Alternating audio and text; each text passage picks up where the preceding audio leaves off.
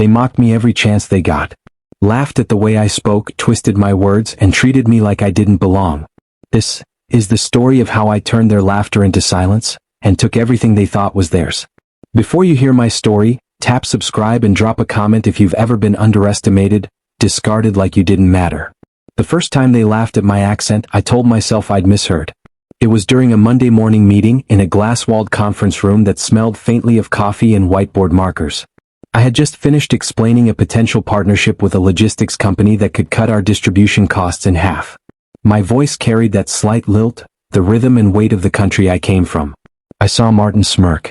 Then Jason leaned over and whispered something to him, and both of them chuckled behind their hands. "Good idea, Amir," Martin said, forcing a tight smile. "Though maybe next time keep it short." Some of us had trouble following. The room erupted with polite laughter. Heat crawled up my neck, but I smiled back. I had trained myself to smile. My grandmother used to say that in a foreign land, a smile was your armor. But I felt the sting sharp and undeniable. Afterward, as the others left the room, Jason slapped me on the back. "Don't take it the wrong way, man. We're just having fun. Your accent's unique." Unique. The word hung in the air like a fly I couldn't swat away. I went back to my desk, opened my laptop, and pretended to work, though all I could see was their smirking faces. I had built this startup from scratch. I had pitched the idea in tiny co-working spaces, coding at night and delivering food during the day just to pay for hosting fees. I had convinced suppliers to take a chance on me when I had nothing but a sketch on a napkin and an unshakable belief in the product. And now, in a gleaming office that I had practically willed into existence, I was reduced to being the punchline of a joke.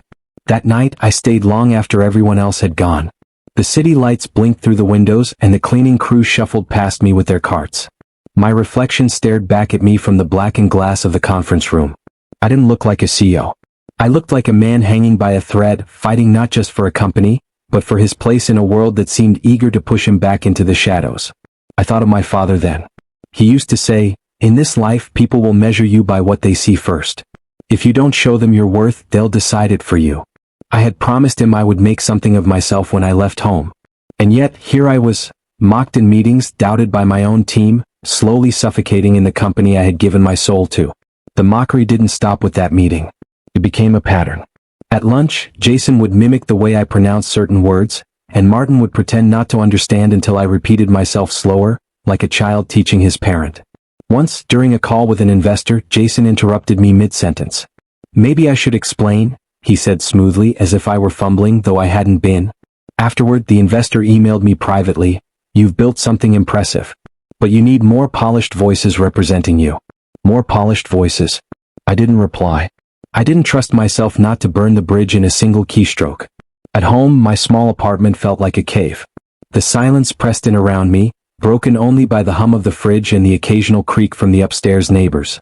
I would stare at my laptop long into the night, reviewing code, tweaking projections, convincing myself that if I just worked harder, the results would shut them up. But results weren't enough. Not for men like Martin and Jason. They didn't just want to succeed, they wanted to succeed at my expense. One Thursday, after another humiliating meeting where Martin openly mocked my pronunciation of algorithm, I went into the restroom and locked myself in a stall. My hands trembled as I gripped the metal sides. I hated the way my chest ached, the way my eyes burned with unshed tears. I hated that they had this power over me. "You can't show them this," I whispered to myself. "You can't give them the satisfaction." When I finally stepped out, I caught my reflection in the mirror. My jaw was tight, my eyes sharp with something I hadn't seen in a long time: resolve. If they wanted a weak immigrant they could laugh at, they had chosen the wrong man. The breaking point came 2 weeks later. We had a meeting with a potential buyer, a mid-tier competitor who wanted to explore acquisition. It was everything I had been working toward, a chance to scale, to finally give our product the reach it deserved. I presented the numbers, the growth charts, the projections. My voice was steady, every syllable deliberate. I could feel the buyer leaning in, interested. And then Martin cut in. "Let's be honest," he said with a chuckle. "Amir's passion is great, but sometimes things get lost in translation. I'll break it down in simpler terms." The buyer's eyes flicked from him to me, uncertainty clouding his interest. My chest tightened. In that moment, I realized Martin wasn't just mocking me. He was undermining me. He wanted me small, voiceless, replaceable. That night, I didn't go home. I stayed in the office, staring at the glowing cityscape. My anger had hardened into something colder, sharper. They thought they were better than me. They thought they could laugh me out of my own company. I whispered to the empty room, "You'll regret this." And for the first time in months, I meant every word. By the time dawn broke, I had a plan. Not to argue. Not to confront them. No shouting matches, no begging for respect. That would only feed them. No, I would take everything they thought was theirs, everything they had used to diminish me, and turn it into the very weapon that destroyed them. And when it was done, when the dust settled, they would realize that the accent they mocked was the last sound they should have underestimated. Because it would echo in their ruin. The first move wasn't loud. It couldn't be. If there's one thing I had learned from years of being underestimated, it was that power works best when it's invisible, until it isn't. I began with silence. For weeks, I let Martin and Jason believe they were winning. I stayed quiet in meetings, nodding while they hijacked my ideas. I even let Jason take credit for a supplier deal I had spent months negotiating. They laughed louder, grew bolder. Every condescending smile, every mocking tone, they thought I was shrinking. But behind that silence, I was building. The idea came to me late one night when I was combing through our contracts. Our biggest client, a distribution network that accounted for nearly 40% of our revenue, had a clause I had fought for personally, the right to transfer the contract if our company was ever acquired. I remembered the long hours I'd spent convincing their legal team, making sure that clause stuck. At the time, it was just a safeguard. Now it was the key. I pulled up my old notes, every email, every draft of the contract. My hands shook, not with fear but with anticipation. Martin and Jason didn't even know the clause existed. They never read the contracts thoroughly. That was Amir's thing. They preferred the spotlight, the charm, the schmoozing. Good. Let them smile for the cameras. I would pull the strings. The next step was finding the right buyer. It couldn't be just anyone. It had to be someone big enough to swallow us whole and cut Martin and Jason out of the feast. I thought of the competitor we'd met with, the one Martin had simplified things for. They had money but not enough hunger. I needed someone sharper. I remembered a man I'd met 2 years earlier at a networking event. Daniel Reed, the CEO of a fast-rising logistics tech firm. While others had dismissed me back then as just another immigrant with an idea, Daniel had listened. He hadn't invested, but he'd given me his card. I still had it. That night I drafted an email. Short, precise, and laced with the numbers I knew would get his attention. Daniel. We met at TechLink Expo 2 years ago. I now run a startup with annual growth of 70%. I believe our technology could integrate seamlessly with ReedTech's operations. Before I bring this to market, I'd like to discuss directly with you. Amir. I hesitated for a moment before hitting send. It felt like lighting a fuse. 3 days later, Daniel replied. Amir. I remember you. Let's talk. Call me tomorrow at 9 a.m. My pulse quickened as I read the words. This was it. We spoke the next morning. I laid out the product, the growth, the potential. Daniel listened carefully, interrupting only to ask sharp questions. By the time I mentioned the distribution network and the transfer clause, I heard the shift in his voice. You're telling me, he said slowly, that if we acquired your company, we'd get instant access to their network? Exactly. Pause.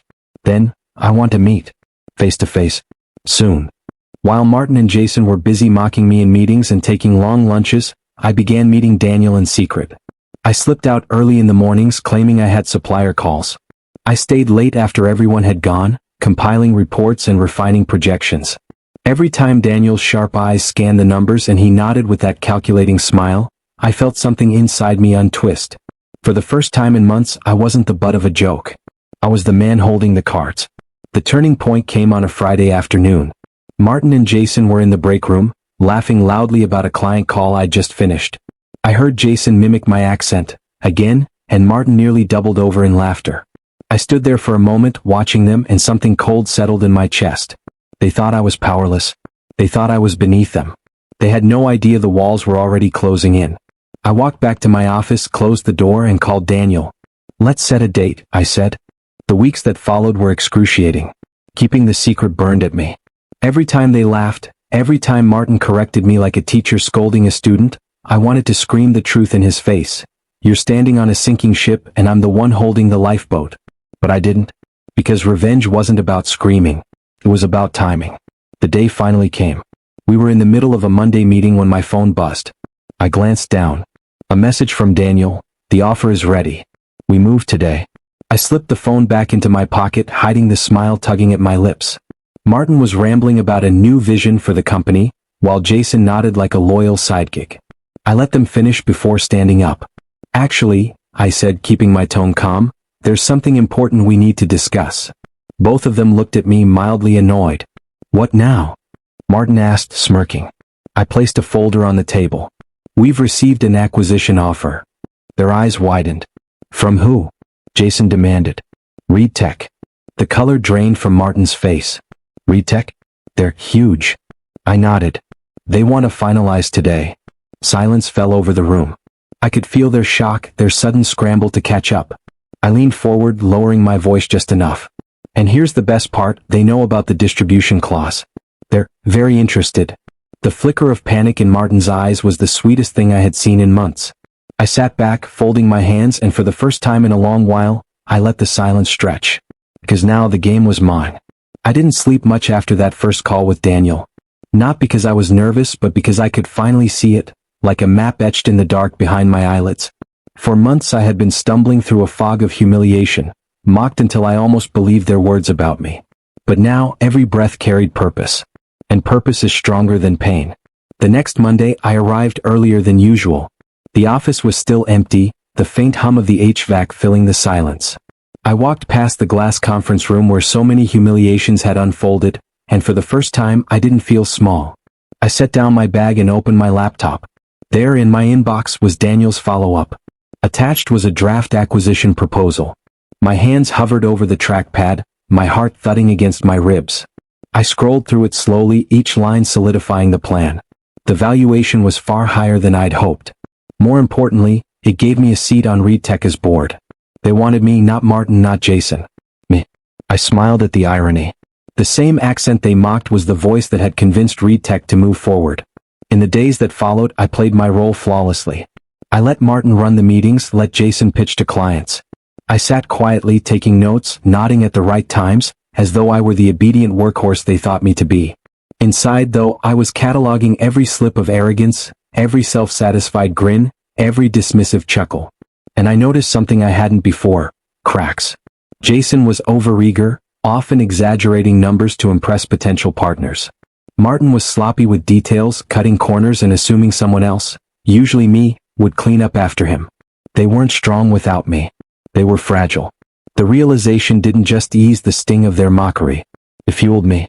One afternoon, as we walked out of a client meeting, Jason nudged me with his elbow. You know, he said with a grin, if you worked on softening that accent, you'd probably close more deals. Just saying. I stopped walking, turning to face him fully. Funny, I said softly, I thought results mattered more than accents. For a moment, his grin faltered. Then he laughed it off. Relax, man. Just a joke. But I saw it, the flicker of uncertainty in his eyes. The first hint that maybe, just maybe, I wasn't as pliable as they thought. Meanwhile, Daniel and I were moving fast. We met twice a week, always off the clock, always in places Martin and Jason would never look for me. A quiet cafe near the train station, a hotel lobby where business meetings blurred into the background. He was ruthless in the way he dissected every detail, and I matched him step for step.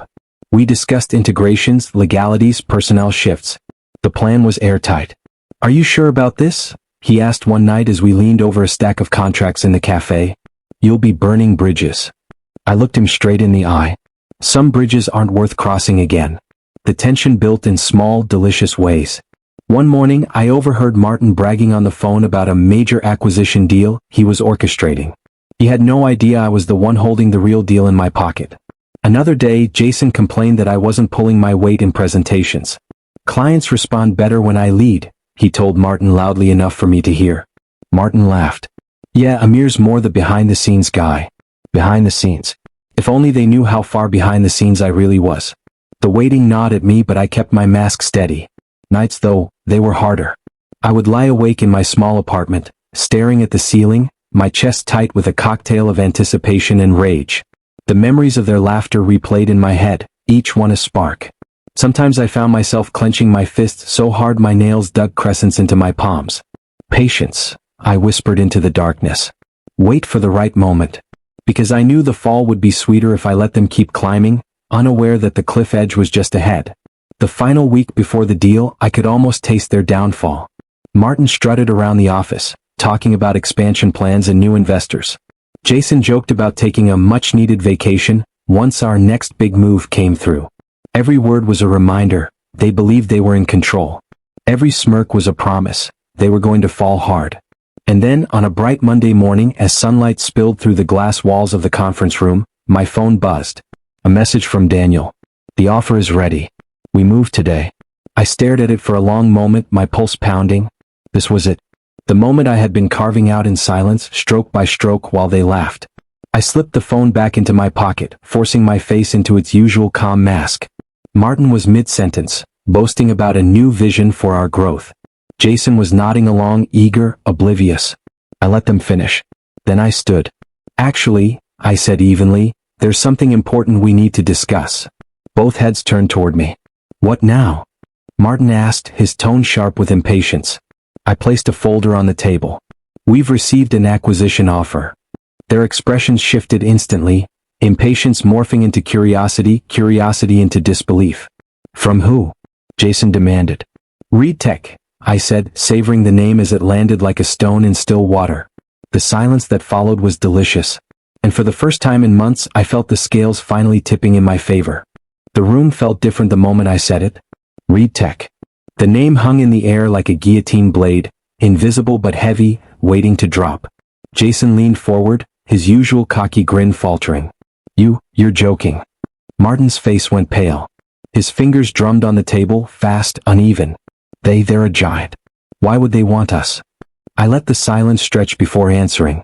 Because of the distribution clause. Because we have the one thing they can't get anywhere else. Jason blinked, confused. Martin's eyes narrowed, calculating. He knew I had just revealed a detail he'd overlooked. Something buried in the fine print, something mine. For the first time in months, I watched them realize I had been playing a game they didn't even know existed. The days that followed were deliciously tense. Retech's lawyers began their due diligence, combing through our contracts, our books, our projections. I was in constant contact with Daniel, feeding him data, answering questions, ensuring the deal moved forward smoothly. Meanwhile, Martin and Jason floundered. They had no idea what to do with themselves. They tried to insert themselves into meetings with Reed Tech's team, but the lawyers deferred to me every time. Amir, can you clarify this clause? Amir, your notes from last quarter, could you walk us through them? I watched Martin's jaw tighten each time, Jason's forced smiles growing thinner. By the end of the week they had stopped pretending. One night as I packed up to leave, Martin cornered me by the elevators. What are you doing? He hissed. Why didn't you tell us about Reed Tech sooner? I met his glare with calm, steady eyes. Would you have listened? His mouth opened, then closed. He didn't answer. The elevator dinged and I stepped inside. As the doors closed, I added, "Don't worry. Everything's under control." For the first time, I saw fear in his eyes. The dismantling continued piece by piece. Jason, desperate to prove his worth, started pushing for bigger roles in client meetings. But with Reed Tech circling, most of our clients held off on decisions. Deals slipped away and Jason's bravado crumbled. Martin tried to assert authority, but Reed Tech wasn't interested in his theatrics. They wanted facts, projections, numbers. My language may have been accented, but my numbers were perfect. And that was all Reed Tech cared about. I could feel the power shifting with every passing day. The final blow came on a Thursday morning. Daniel called me into his office, a sleek, glass-walled space overlooking the city. He gestured for me to sit. "It's done," he said. "The acquisition goes public tomorrow." My chest tightened. Months of humiliation, of planning, of silence, all leading to this. "And Martin and Jason?" I asked. He smiled faintly. "We're not keeping them. Their roles are redundant." I let the words wash over me. Redundant. The men who had mocked me, belittled me, stolen credit for my work, they were being erased. "Congratulations," Daniel added. "You'll be joining the board as Chief Integration Officer. Effective immediately." I shook his hand, steady, though inside I felt a surge of triumph so sharp it almost hurt. The announcement hit like a thunderclap. The next morning, Reed Tech's acquisition was splashed across every major business outlet. Emails poured in, congratulatory messages from clients and peers. My phone buzzed nonstop. When I walked into the office, the atmosphere was electric. Employees clustered around screens, whispering, eyes darting toward me with newfound respect. Martin and Jason sat in the conference room, their faces gray, papers scattered in front of them. I stepped inside, closing the door behind me. Amir, Jason started, his voice tight. We didn't know. No, I said quietly, you didn't. Martin leaned forward, his tone sharp, desperate. You can't do this. This company, it's ours too. I tilted my head. Is it?